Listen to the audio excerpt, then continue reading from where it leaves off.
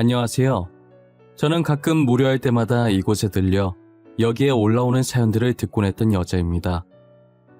그동안 제가 봐왔던 사연 내용들도 그렇고 제가 여러분들께 들려드릴 이야기도 그렇고 비밀이라는 게 당장은 보이지 않지만 시간이 지나면 반드시 수면 위로 올라오기 마련인 것 같아요. 두 얼굴을 가진 사람들이 존재한다고는 하지만 제가 직접 두 얼굴을 가진 사람을 만나보니 정말 속을 갈라보지 않는 이상 그 사람이 무슨 생각을 가지고 있는지 전혀 모르겠더라고요.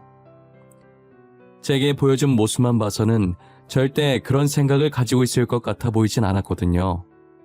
하지만 제가 모르는 그 사람의 본 모습에는 감히 상상도 못할 어마무시한 게 숨겨져 있었죠. 제 사연 속 주인공은 다름 아닌 저희 시아버지와 동서인데요. 지금부터 제가 이 두 사람에게 겪은 일들을 여러분들께 하나씩 이야기해보려고 합니다. 저는 처음부터 시아버지와 사이가 안 좋았던 게 아니었어요.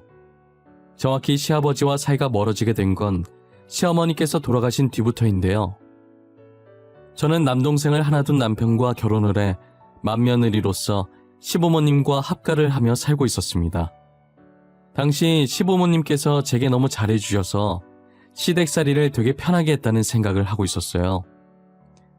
시아버지와 시어머니 모두와 사이가 좋았지만 그 중에서도 시어머니와 더 사이가 좋았었어요. 시어머니께서는 저를 우리 강아지라고 부르실 만큼 친딸처럼 이뻐하고 아껴주셨거든요. 정말 정 빼면 시체라고 해도 될 정도로 정도 많고 사랑도 넘치시는 분이셨죠. 하지만 그런 시어머니께서도 싫어하는 사람이 존재하긴 하더라고요. 제가 결혼하고 1년 뒤에 동서를 맞이하게 됐는데 시어머니께서는 동서를 무척이나 싫어하셨어요. 처음부터 싫어했던 건 아니고 동서가 시아버지를 대하는 태도를 보면서 싫어하게 되신 거예요. 동서는 시아버지 앞에서 오글거리는 말과 행동을 엄청 잘했거든요. 콧소리를 내며 시아버지를 부르고 시아버지 밥 위에 반찬을 올려주는 등 빤히 눈에 보이게 여우짓을 하는데 어느 누가 좋아하겠어요. 하지만 남한테 싫은 소리 못하시는 시어머니는 아무 말도 못하고 한숨만 쉬시는 게 다였어요. 저도 동서의 여우짓이 심하다고 생각을 했지만 이건 시작도 아니더라고요. 동서가 본격적으로 아양을 떨게 된 것은 시어머니께서 돌아가신 뒤였어요. 동서는 그동안 나름 시어머니 눈치를 보고 있었던 건지 시어머니께서 세상을 떠난 뒤로는 아예 대놓고 노골적인 여우짓을 해대더라고요. 동서가 저희 집에 놀러오면 자석이라도 붙였는지 시아버지 옆에 꼭 붙어서 떨어질 생각을 하지 않았어요. 저는 음식 준비를 하고 있고 동서와 시아버지는 거실 소파에 나란히 앉아 TV를 시청하는데 모르는 사람이 보면 서방님 와이프가 아니라 시아버지 와이프 같겠더라고요. 서방님도 시아버지와 잘 지내는 모습 좋다며 딱히 제재는 안 하는 눈치였어요.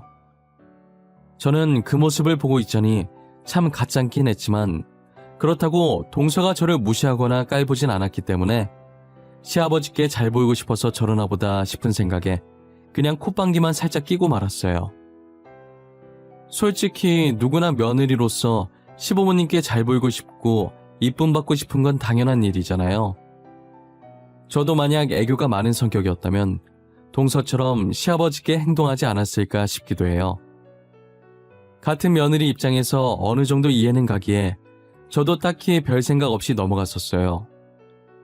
저는 상대가 먼저 저를 깎아내리지 않는 이상 저도 상대방을 깎아내리지 않아서 동서가 무슨 짓을 하든 저한테만 피해 없으면 아무런 상관이 없었거든요. 그러다 갑작스러운 사고로 서방님께서 치료도 제대로 못 받아본 채로 세상을 떠나게 되신 거예요. 동서는 서방님이 죽은 후로 눈에 초점도 없이 살아가고 있길래 한동안은 제가 많이 챙겨줬었어요. 이대로 두면 정말 동서가 잘못될 수도 있을 것 같다는 생각에 걱정이 되더라고요. 서방님 따라가겠다면서 물 한 방울도 안 먹으려고 하길래 동서 설득하느라 애도 많이 먹었어요. 동서, 뭐라도 먹어야지. 지금 물 한 방울도 안 마셨어. 이러다 동서도 잘못되면 어떡하려고 그래. 밥 한 숟가락이라도 먹자. 내가 차려온 성의를 봐서라도 한 입만, 응? 형님, 저 진짜 살기 싫어요. 오빠 없이 제가 어떻게 살아요? 전 오빠 없이는 못 살아요. 저도 그냥 오빠 따라갈래요. 그렇게 하게 그냥 저 좀 내버려 두세요. 동서, 부모님 생각은 안 해? 동서가 이러고 있는 거 알면 부모님께서 얼마나 걱정하시겠어. 그런 말 하는 거 아니야. 산 사람은 계속 살아야지. 이제 오빠도 없는데 제가 더 살아서 뭐해요. 저 그냥 오빠한테 가고 싶어요. 이대로 굶어 죽을래요. 그러니까 도로 가지고 나가주세요. 제발요. 동서, 내가 이렇게 부탁할게. 제발 살아. 괜히 쓸데없는 생각하지 말고 제발 살라고, 응? 지금은 힘들어도 나중엔 괜찮아져. 그러니까 조금만 참고 견디자. 내가 도와줄게. 동서가 제 말을 듣고 한동안은 제 품에 안겨서 꺼이꺼이 숨 넘어갈 듯 울더니 그래도 다행히 다시 정신을 차리고 밥도 잘 먹고 씩씩한 모습으로 돌아오더라고요. 예전처럼 저희 집에 와서 시아버지와 TV 보면서 놀다 가고 그랬어요. 다시 밝은 모습으로 돌아온 동서를 보니 참 고맙고 대견하더라고요. 이런 말 하면 안 되지만 저는 동서가 서방님 안 계시면 시댁에 소홀히 할 거라고 생각했었거든요. 그런데 의외로 명절이나 가족 행사 때마다 시댁에 방문해서 일도 도와주고 하더라고요. 시아버지께 알랑방귀 끼는 건 별로긴 했어도 이렇게 꾸준히 시댁을 챙기는 모습에 저는 마냥 여우짓만 하는 줄 알았던 동서를 다시 보게 되었어요. 그만큼 저희 가족을 많이 사랑하고 있었구나라는 생각을 하게 되었죠.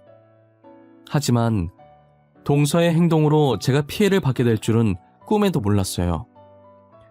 늘 저를 친딸처럼 생각했던 시아버지신데 비록 지금은 동서를 더 잘 이뻐하시지만 제게도 한결같이 잘해주셨던 분이시거든요. 그런데 동서가 기운을 차린 뒤부터 시아버지도 점점 제게 변하기 시작했어요. 동서는 시아버지에게 자연스럽게 다가가며 서슴없이 지내더니 이제 아예 연인들이 할 법한 손잡기도 시아버지께 했었어요. 시아버지께서는 제지할 생각도 없이 그저 허허하고 웃고만 있더라고요. 아무리 친하다지만 며느리가 시아버지께 이래도 되나 싶을 정도로 붙어 있었어요. 반면에 저는 애교도 없고 무뚝뚝한 성격이라 시아버지께 동서처럼 살갑게 다가가지 못했었죠. 그랬기 때문에 시아버지께서는 당연히 저보다는 애교 많은 동서를 더 좋아하시게 되셨고 제게는 어쩜 그렇게 애교가 없고 싹싹하지 못하냐며 동서를 보고 배우라며 불만을 토로하기 시작하셨어요.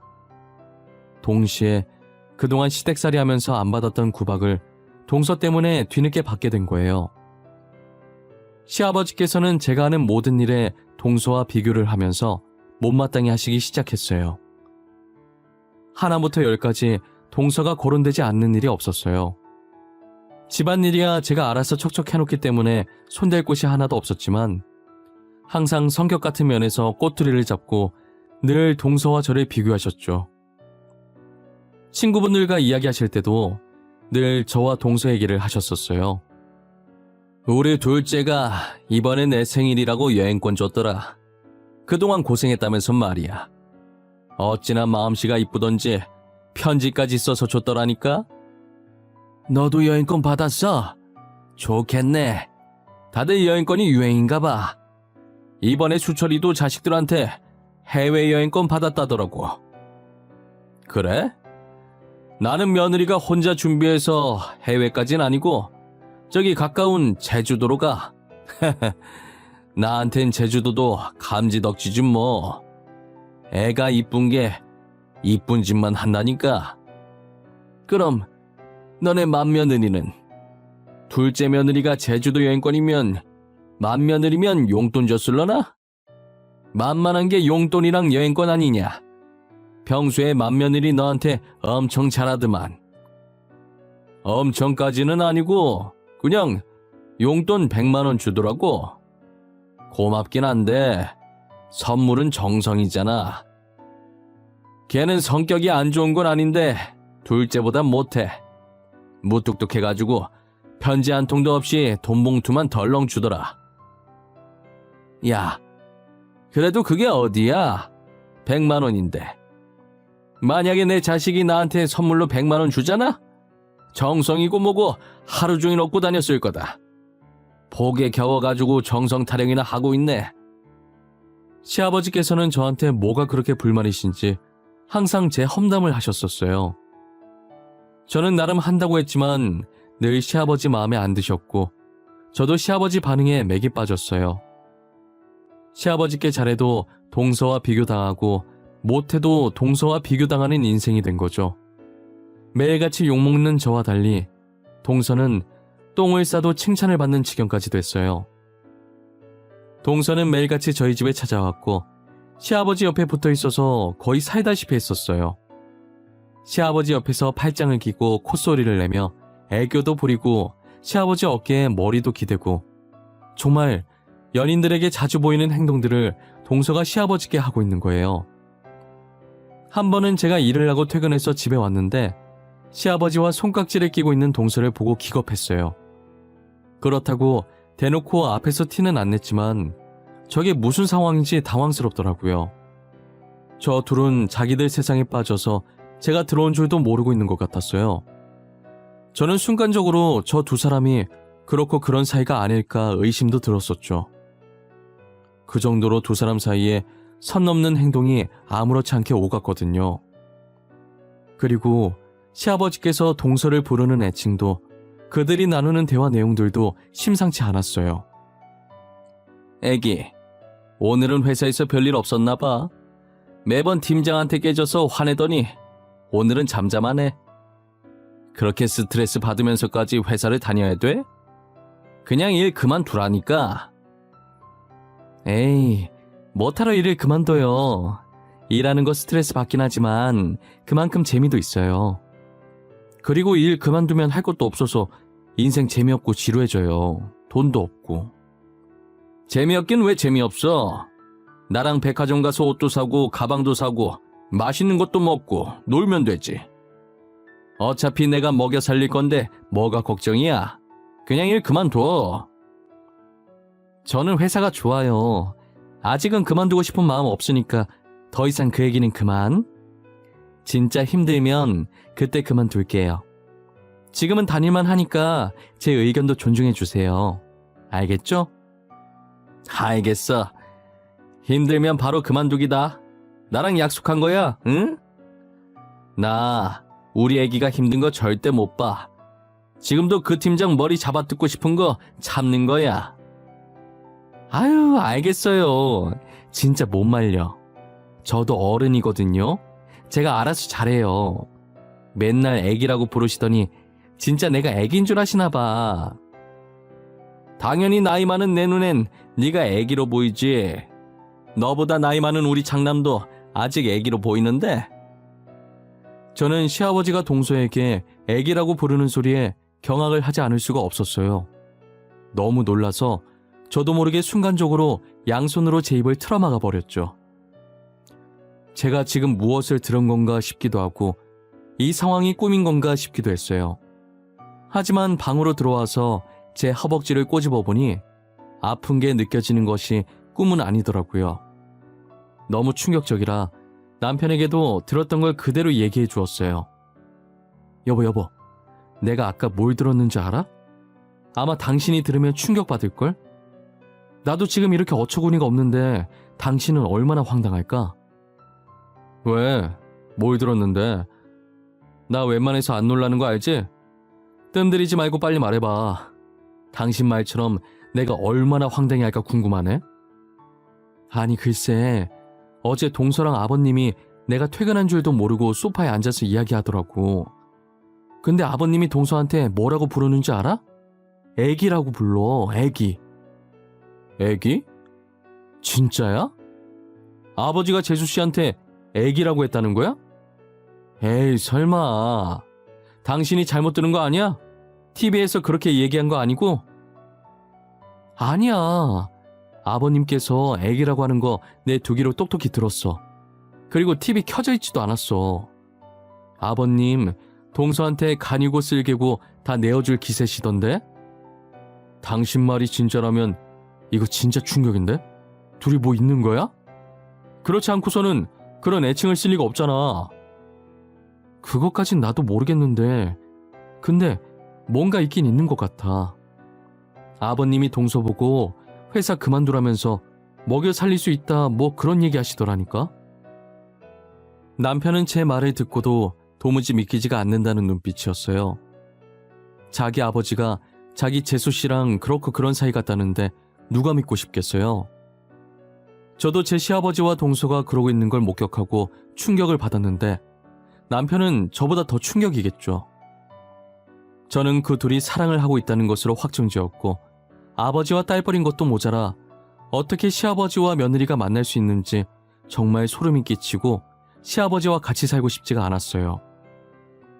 분가를 해야겠다는 마음 반과 그래도 혼자 계신 시아버지를 어떻게 두고 가냐는 마음 반이 충돌했죠. 그렇게 고민하고 있을 때 어김없이 동서가 저희 집으로 놀러왔고 제가 있으니 스킨십은 하지 않고 그냥 조용하게 시아버지 옆에 앉아있더라고요. 그러다가 전화 한 통을 받고 다급하게 집을 나가더니 어디론가 뛰어가는 거예요. 저렇게 나간 적이 한 번도 없었어서 급한 일이라도 생겼나 보다 싶었죠. 점심을 만들려고 냉장고 안에 재료를 찾는데 마땅히 쓸만한 재료가 없는 거예요. 그래서 나간 김에 일주일치장을 봐야겠다는 생각에 지갑과 차키만 챙겨서 나갔어요. 원래 마트가 15분 거리에 있어서 보통은 차 없이 그냥 걸어서 가는데 이번엔 짐이 많을 것 같아서 차를 끌고 가기로 했죠. 차를 타려고 지하 주차장에 갔는데 어디선가 동서 목소리가 들리는 거예요. 저는 차를 타려던 걸 멈추고 소리가 나는 쪽으로 조심히 향했어요. 그러다 어떤 모르는 남자와 함께 있는 동서를 발견하게 됐죠. 그런데 동서가 그 남자에게 시아버지 얘기를 하면서 투정을 부리고 있더라고요. 저는 쎄한 느낌이 들기 시작해서 몰래 뒤에서 휴대폰 카메라를 들고 녹화를 하기 시작했어요. 자기야, 나 언제까지 이러고 있어야 돼? 다음 계획 아직 안 나왔어? 망할 노친네가 나를 지 애인으로 생각하고 있다니까? 나한테 애기 하는데 진짜 토 나올 것 같아. 조금만 참고 있어봐. 그 노친네 재산이 좀 많은 게 아니야. 아들 사망보험금도 두둑하더니 노친네까지 돈이 많네. 안 그렇게 생겨서 숨겨둔 돈이 꽤 많아. 그거 다 찾을 때까지만 기다려봐. 나 솔직히 너무 무서워. 내 남편 그렇게 만든 것도 솔직히 우리잖아. 지금은 단순 사고사로 넘어갔지만 나중에 들키기라도 하면 어떡해. 그 전에 빨리 떠야지. 조금만 기다려 보라니까 왜 이렇게 재촉해? 금방 끝나니까 조금만 더 참아, 어? 노인네가 알아차리기 전에 연기 잘하고, 알겠지? 언제까지 이 짓을 해야 하는데? 남편 죽으면 그만 끝난다고 했잖아. 지금 남편 죽은 지가 벌써 반년이야, 반년. 빨리 끝내자, 응? 노친네가 계속 나한테 온단 말이야. 저는 그 두 사람의 대화 내용에 너무 놀라 소리를 지를 뻔했지만 혹시나 들킬까봐 입을 틀어막았어요. 알고 보니 그 남자는 서방님이 죽기 전에도 동서와 내연 관계였고 서방님이 사고를 당하던 그날 그 남자와 동서가 짜고 쳐서 사고를 낸 것이었어요. 처음엔 서방님 사망보험금을 노리고 시작한 것이었는데 어쩌다 시아버지 재산도 알게 돼서 이제는 시아버지 재산까지 노리고 있더라고요. 저는 그 두 사람이 대화를 나누는 모습을 하나도 놓치지 않고 영상으로 다 담아놨어요. 그리고 두 사람이 헤어지려고 하길래 재빨리 제 차 안으로 몸을 피신시키고 동서가 집으로 다시 들어가는 것을 확인 후 마트로 향했어요. 마트에서 장을 보고 집으로 돌아올 때까지 참 많은 생각이 들었어요. 그렇게 시아버지께 알랑방귀 껴가면서 애교를 부리던 사람이 저렇게 시커먼 속내를 감추고 있었다는 게 너무 놀랍고 징그럽고 소름이 끼치더라고요. 음식을 만들면서도 영상을 지금 보여줘야 하나 말아야 하나 고민했는데 그동안 시아버지께서 저와 동서를 비교해가며 험담을 한 것이 생각나 괘씸했어요. 그러다 며칠 동안 고민하게 되었고 드디어 결전의 순간이 다가온 거예요. 결전의 날은 바로 동서의 생일날이었어요. 아니나 다를까 시아버지께서는 동서의 생일을 챙겨야 한다며 온 가족을 부르더라고요. 저는 처음부터 그 영상을 동서 생일이니까 가족들도 다운 시점에서 지금 풀어야겠다라는 생각을 하지 않았어요.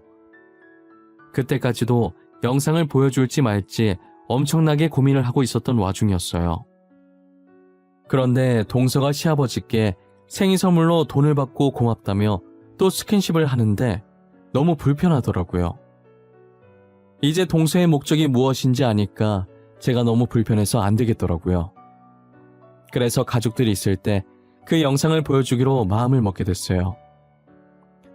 그렇게 한창 동서의 생일 파티로 분위기가 무르익기 시작했고 저는 몰래 남편을 시켜 거실 TV에 제 휴대폰을 연결시켜 달라고 했어요. 남편도 아직 안 본 영상이라 왜 그러냐고 했지만 저는 이유 묻지 말고 시키는 대로만 해달라고 했죠. 가족들은 식탁에서 즐기다가 하나둘씩 거실로 자리를 이동하더라고요. 자연스럽게 거실에서 다시 술 파티가 벌어졌고 모든 사람들이 거실 한가운데 모이게 됐어요. 화장실에 갔던 사람까지 다 온 것을 확인하고 저는 영화가 보고 싶은 척 TV를 틀려고 했죠. 하지만 동서가 파티 중에 생뚱맞게 무슨 영화냐고 제 손에 들린 리모컨을 빼앗으려고 하는 거예요. 혹시라도 제 계획이 틀어지게 될까 다급하게 분위기 있는 노래라도 틀겠다고 했죠. 동서는 다급해 보이는 제 모습에 미심쩍은 듯 하더니 알겠다고 하더라고요. 저는 다시 리모컨을 들어서 TV를 켰고 빠르게 그 영상의 재생 버튼을 눌렀어요. 그리고 가족들 목소리에 묻힐까봐 볼륨을 높여서 모든 사람들이 다 들을 수 있게 만들었죠. 남편은 제가 TV를 켠 것을 보고 가족들을 조용히 시켰어요. 잠깐! 다들 조용히 해봐. 지금 TV 봐봐. 저 영상 뭐야? 잠깐만. 저 여자 재수씨 아니에요? 저거 동서 맞아. 동서 앞에 있는 남자는 서방님 죽기 전부터 만나오던 내 연남이고 서방님 죽은 것도 다 동서랑 저 남자가 계획한 거야. 사망보험금 때문에. 재수씨, 그게 정말이에요? 제 동생 진짜 재수씨랑 저놈이 짜고 죽인 거예요? 그런 거냐고요? 당신 진짜 미쳤어? 어떻게 사람을 죽일 생각을 해? 아무리 돈에 미쳐도 그렇지. 서방님도 그렇게 죽여놓고 이젠 아버님까지 노려? 왜? 한번 해보고 안 들키니까 더 욕심이 났나 봐? 이 일이 안 밝혀질 거라고 생각한 거야? 아니에요. 형님, 저 여자는 아니에요. 닮은 사람이겠죠. 저 진짜 아니에요. 제가 왜 남편을 죽여요? 저 진짜 아니에요. 믿어주세요. 아주버님, 저 진짜 아니에요. 당신 진짜 미친 사람이야. 사람 목숨이 장난이야? 내 동생도 모자라서 아버지까지 죽이라고 해? 너 가만 안 둘 거야. 너 죽는 날까지 두고두고 괴롭힐 거야. 내 동생 고통도 다 돌려받게 할 거야. 영상을 본 남편은 동서를 죽일 거라고 달려들었고 저는 혹시나 남편이 사고라도 칠까 말리기 바빴어요. 시아버지께서는 그 영상에 그리고 저희 대화에 충격을 받아서 한동안 말을 못하고 허공을 보셨어요. 동서가 아니라고 믿어달라면서 시아버지의 바지가랑이를 잡았고 시아버지는 그런 동서를 보는 순간 정신을 차리셨는지 동서의 머리채를 잡고 패대기 치시더라고요. 저는 너무 놀라서 소리를 질렀고 남편도 시아버지의 그런 모습을 처음 보고 놀래서 달려들다가 멈추고 시아버지를 멍하니 쳐다봤어요. 시아버지께서는 분이 풀리지 않으셨는지 동서의 몸을 세게 밀쳤어요. 동서를 밀치고서 주저앉아 울고 있는 동서를 보며 입을 떼셨죠. 아프니? 너는 겨우 이 정도밖에 안 했는데도 아파? 그래? 우리 아들은, 가여운 내 아들은 네 손으로 죽여놓고 지금 나한테 뺨 맞은 걸로 아파? 아버님, 죄송해요. 저도 남편을 죽일 줄은 몰랐어요. 저는 그냥 큰 돈을 손에 쥘 수 있다는 말만 믿고 하라는 대로 한 것뿐이에요. 너는 네 손으로 선을 자르면서 이 차 탔다가 사람이 죽을 수도 있겠다는 생각을 한 번도 안 해봤던 거야? 너 몰랐다면 거짓말이다. 부품 중 하나를 손상시켜놓고 어떻게 그런 생각을 안 해? 저 진짜 몰랐어요. 사람이 죽을 거라는 거 알았으면 절대 안 했을 거예요. 저는 그냥 시키는 대로 한 것뿐이란 말이에요. 저 진짜로 몰랐어요. 믿어주세요, 네? 내가 믿어주면 죽은 내 아들이 살아 돌아오니? 살아 돌아오냔 말이야! 당장 내 아들 살려내라고! 시아버지께서는 울부짖으며 동서의 멱살을 붙잡고 흔들다가 집에 있는 물건들을 동서 주위로 던졌고, 동서는 죄송하다는 말만 계속하다가 눈물을 닦으면서 집을 나가버렸어요. 저 영상 하나로 저희 집은 말 그대로 초토화가 되어버렸어요. 시아버지는 소리 지르며 울부짖고 남편도 조용히 눈물 훔치고 있었고, 저는 복잡한 심경으로 남편을 달래며 서 있었죠. 두 부자가 한참을 울었고 그나마 제정신인 제가 어질러져 있는 집을 치우고 있었어요. 시아버지께서는 잠긴 목소리로 제게 말을 거시더라고요. 아가, 우리 강아지. 이렇게 강아지라고 불러보는 것도 참 오랜만이구나. 내가 매번 둘째랑 비교해서 기분 안 좋았을 텐데 그동안 내가 미안했다. 아니에요. 저는 벌써 다 잊었어요. 오히려 제가 죄송하죠. 저를 딸처럼 여겨주셨는데 애교가 없어서 아버님께 감사하다는 표현을 못했어요. 네가 무슨... 이제껏 날 돌봐준 것만으로도 다 표현된 건데 이 나이 먹으면서 며느리급이나 나누고 있고 내가 이제껏 나이를 허투루 먹었어. 그런 말 하지 마세요. 저는 진짜 괜찮아요. 너무 마음 쓰지 마세요. 그렇게 마음 쓰이면 지금부터라도 다시 예전처럼 잘해주시면 되죠. 안 그래요? 이렇게 착한 며느리를 두고 내가 그동안 무슨 짓을 했는지 모르겠구나.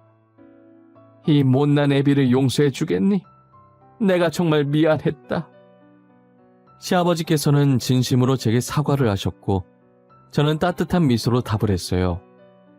제 미소를 보자 시아버지께서는 또 눈물을 보이시더라고요. 저는 남편 옆구리를 찔러서 달래드리라고 하고 집을 마저 치우고 있었어요. 어느 정도 치우고 저희는 다시 동서 얘기를 하기 시작했어요. 저희는 당연히 동서와 내연남을 고소하기로 마음을 맞췄어요. 이미 제가 찍은 영상 속에 동서가 직접 범행을 실토하는 내용이 있으니 증거 자료로 충분했고 혼자 다 뒤집어 쓰기 싫은 동서는 알아서 모든 정황을 다 설명하게 될 거라는 생각을 했죠. 저희는 다음날 해가 뜨는 대로 변호사를 만났고 증거 영상을 제출해서 동서와 내연남에게 걸 수 있는 모든 죄들을 모조리 엮어서 고소를 진행했어요. 그 둘의 범행이 계획적이고 죄질이 나쁘다고 판단되어 결국 징역형을 피할 수 없었어요. 동서는 정말 반성을 많이 한 모양인지 들어가기 전에 시아버지께 죄송하다고 무릎을 꿇었어요. 시아버지는 동서를 못 본 척 지나갔지만 동서는 시아버지가 눈에 안 보일 때까지 계속 꿇고 있었어요. 저도 곧이어 한숨을 쉬고 남편과 함께 재판장을 빠져나왔죠. 아버님, 괜찮으세요? 안 괜찮으시겠지만 이럴 때일수록 힘내셔야 해요. 서방님도 진실이 밝혀져서 이제 편히 가셨을 거예요. 나는 지금 우리 아들 때문에 그런 게 아니야. 이미 죽은 사람인데 걱정해서 못하겠어. 너한테 너무 미안한 마음뿐이라 그런 거지.